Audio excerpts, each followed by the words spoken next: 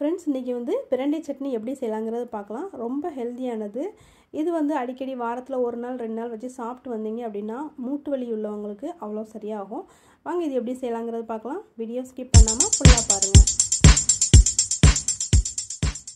பிரண்டையை வந்து நம்ம கட் பண்ணுறதுக்கு முன்னாடி ஒரு ட்ரிப்பு நல்ல தண்ணியில் வாஷ் பண்ணிவிட்டு அதுக்கு பிறகு பார்த்திங்கன்னா அதை வந்து ஒரு காஞ்ச துணியில் போட்டு நல்லா ட்ரை பண்ணிவிட்டு அதுக்கு பிறகு நீங்கள் கட் பண்ண ஆரம்பிங்க. கட் பண்ண ஆரம்பிக்க முன்னாடி கையில் வந்து உள்ளங்கையிலோட மேல் பக்கம் அந்த மொழி பக்கமும் நல்லெண்ணெய் அப்ளை பண்ணிக்கோங்க. நல்லெண்ணெய் அப்ளை பண்ணால் தான் உங்களுக்கு வந்து கை அரிக்காமல் இருக்கும். நீங்கள் நார்மலாக கட் பண்ணிங்கன்னா கை ரொம்ப அரிக்கும்.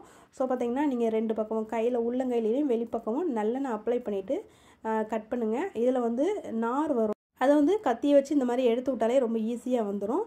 அதே சமயத்தில் பார்த்திங்கன்னா அந்த ஸ்கின்னையும் பார்த்திங்கன்னா அதாவது அந்த தோலையும் லேசாக எடுத்துக்கோங்க.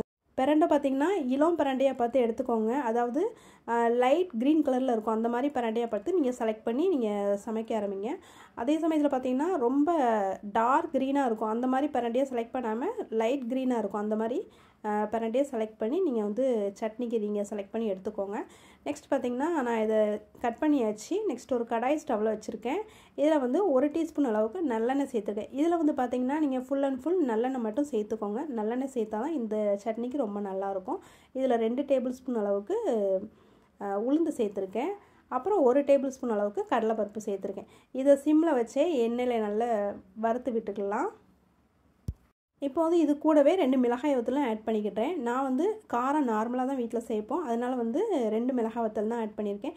நீங்கள் காரம் ஜாஸ்தியாக சேர்ப்பீங்க அப்படின்னா இன்னும் 2 மிளகாய் வத்தல் கூட நீங்கள் ஆட் பண்ணிக்கிடலாம். ஸோ இதையும் சிம்மில் வச்சு நல்லா வதக்கி விட்டுக்கலாம்.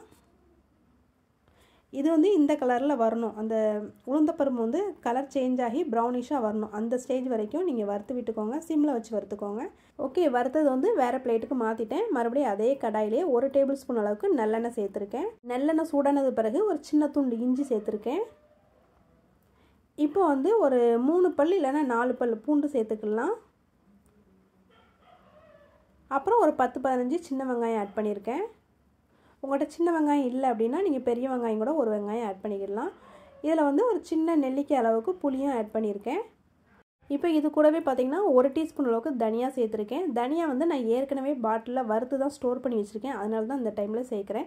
நீங்கள் வறுக்காத தனியாக வச்சுருந்தீங்கன்னா ஃபஸ்ட்டு நம்ம கடலைப்பருப்பு உளுந்தெல்லாம் வறுத்துருந்தோம்ல, அப்போ வந்து நீங்கள் தனியாவை ஆட் பண்ணி நீங்கள் வறுத்துக்கோங்க. இந்த ஸ்டேஜில் பார்த்தீங்கன்னா நம்ம கட் பண்ணி வச்சுருந்த பிரண்டையும் ஆட் பண்ணிவிட்டு நல்லா வதக்கிடலாம். பிரண்டை வந்து நல்லா ஓரளவுக்கு வெந்து வரணும். அந்த அளவுக்கு நீங்கள் நல்லா வதக்கிக்கோங்க. அப்போ தான் வந்து நம்ம சாப்பிடும்போது அந்த அரிப்புத்தன்மை இல்லாமல் இருக்கும். நீங்கள் வதக்குறதுல தான் அந்த அரிப்புத்தன்மை இல்லாமல் இருக்கும். அதனால் நீங்கள் நல்லா வதக்கிக்கோங்க. நெக்ஸ்ட் இது கூடவே பார்த்தீங்கன்னா கொஞ்சமாக கருவேப்பிலை சேர்த்துருக்கேன். அதாவது 1 இனுக்கு போல் தான் கருவேப்பிலை சேர்த்துருக்கேன். இதுக்கு பார்த்தீங்கன்னா ஃபுல் அண்ட் ஃபுல் நீங்கள் நல்லெண்ணெயே சேர்த்துக்கோங்க. அப்போ தான் வந்து அந்த அரிப்புத்தன்மை இல்லாமல் இருக்கும். டேஸ்ட்டும் நல்லாயிருக்கும். ஸோ பார்த்திங்கன்னா பிரண்டையை வந்து முடிஞ்ச அளவுக்கு நல்லா வதக்கி எடுத்துக்கோங்க. பிரண்டை வந்து அந்த நல்லெண்ணெயிலேயே நல்லா வதங்கணும்.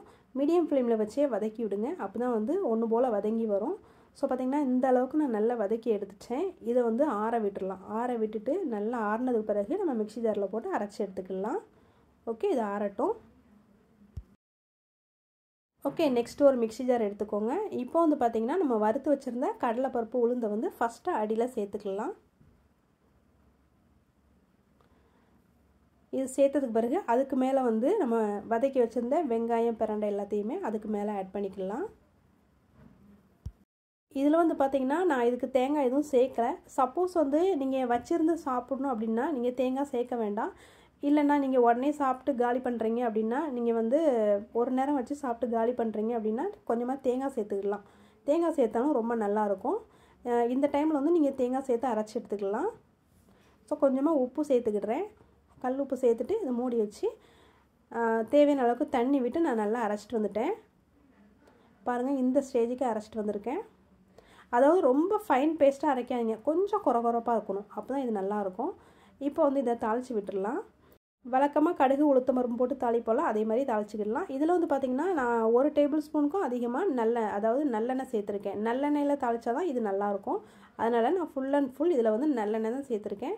அப்போ தான் அந்த அரிப்புத்தன்மை வந்து நம்ம சாப்பிடும்போது வாயில் தெரியாமல் இருக்கும். நல்லா வதக்கலை அப்படின்னா அரிப்புத்தன்மை வாயில் தென்படும். அதனால் வந்து பார்த்திங்கன்னா நீங்கள் நல்லெண்ணெய் சேர்த்துக்கோங்க. ஸோ பார்த்திங்கன்னா கொஞ்சமாக காயப்பொடியும் ஆட் பண்ணியிருக்கேன். மிளகாய் வத்தல் அப்புறம் கருவேப்பிலை எல்லாம் சேர்த்து வழக்கமாக தாளிக்கிற மாதிரி தாளித்து சட்னியில் போட்டுருங்க. இதை லேசாக மிக்ஸ் பண்ணிவிட்டு நீங்கள் சாதத்தோடையும் சாப்பிடலாம், இட்லி தோசையோடையும் சாப்பிடலாம். இந்த சட்னியை பார்த்திங்கன்னா 2-3 நாளைக்கு கூட வச்சுருந்து சாப்பிடலாம். ரொம்ப டேஸ்டியாக இருக்கும். நான்வெஜ் சாப்பிடும்போது இந்த சட்னியை கூட வச்சு சைட் டிஷ் வச்சு சாப்பிடாதீங்க, சைடு எஃபெக்ட் ஆகும். அதிகமாக மூட்டு வலி பிரச்சனை உள்ளவங்க இதை அடிக்கடி சாப்பிட்டு வந்தீங்க அப்படின்னா சூப்பராக குணமாகும். கண்டிப்பாக ட்ரை பண்ணி பாருங்கள். ட்ரை பண்ணி பார்த்துட்டு எப்படி இருந்துச்சுன்னு சொல்லுங்கள். மறக்காமல் என்னுடைய சேனலை ஃபர்ஸ்ட் டைம் பார்த்துட்டு இருக்கீங்கன்னா சப்ஸ்கிரைப் பண்ணிவிட்டு பாருங்கள் ஃப்ரெண்ட்ஸ். தேங்க்ஸ் ஃபார் வாட்சிங்.